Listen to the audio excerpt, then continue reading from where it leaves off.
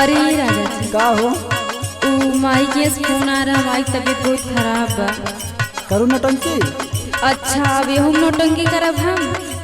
नौटंकी ना, हमारा दिमाग ना खराब करा, चुप मार के पानी जोला का। ए सुना ना, समझा करा। सुनावा। अच्छा माई बबोला वाले घर में चला ये सजनवा हो, माई बबोला वाले घर में चला ये सजनवा हो, करिले गुहार हमर मान जा कहनवा हो, करेला गुहार हमर मान जा कहनवा हो, करेला गुहार हमर मान जा कहनवा हो। ले हमार बात सुन पहले। अच्छा सुनावा। कर न दिमाग तू खराब हमर रानी हो, कर न दिमाग तू खराब हमर रानी हो, तू बनावे लू नायर कहानी हो, तू बनावे लो नायर कहानी हो, तू बनावे लो नायर कहानी हो।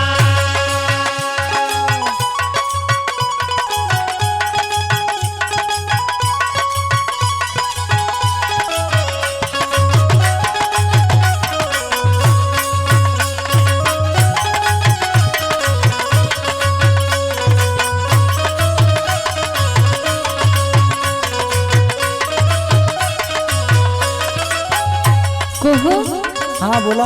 जब तासे कुछ कहिला का सुनता ना। सुनो तो सुनो सुनो तो हमार जुआ पार हो गया तोहार। देखा मजबूरी बा तबे कहा थी, नहीं तो इतना हमार बात सुना। सुनावा। अच्छा सुना था। एक कहू न बतिया तू मानेला हमारा हूँ, माई बपड़ाल राजा सुना ना बेमार हो, माई बपड़ाल राजा सुना ना बेमार हो, माई बपड़ाल राजा सुना ना बेमार हो। एक कहू न बतिया तू मानेला हमारा हूँ, माई बपड़ाल राजा सुना ना बेमार हो। और सुना आज के दिन राजा करना बहनवा हो, आज के दिन राजा करना बहनवा हो, करिले गुहार हमर मान जा कहनवा हो, करेला गुहार हमर मान जा कहनवा हो, करेला गुहार हमर मान जा कहनवा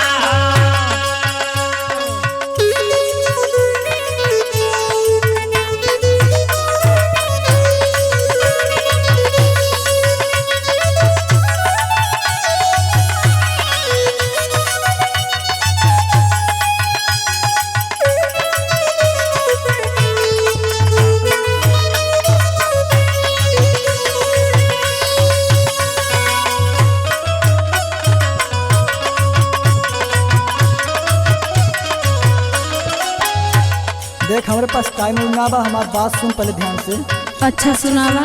देवर शिवाम के लिया ले तू संगवा हो, हमरा के बात रानी बाहु ते हो कमवा हो, हमरा के बात रानी बहुत हो कमला हो, हमरा के बात रानी बहुत हो कमला हो। पंकज देवर के लिया ले तू संगवा हो, हमरा के बात रानी बाहु ते हो कमवा हो। और सुनाए रानी। सुनावा। कैले बड़ू रानी दोस्तवार दाना पानी हो, कैले बड़ू रानी दोस्तवार दाना पानी हो, तू तो बनावे लू नायर कहानी हो, तू तो बनावे लो नायर कहानी हो, तू तो बनावे लो नायर कहानी हो, तू तो बनावे लो नायर कहानी हो, तू तो बनावे लो नायर कहानी हो। अच्छा चल ला कपड़ा पहले तब चल जाए, वैसे तो नहीं चला। ठीक बा।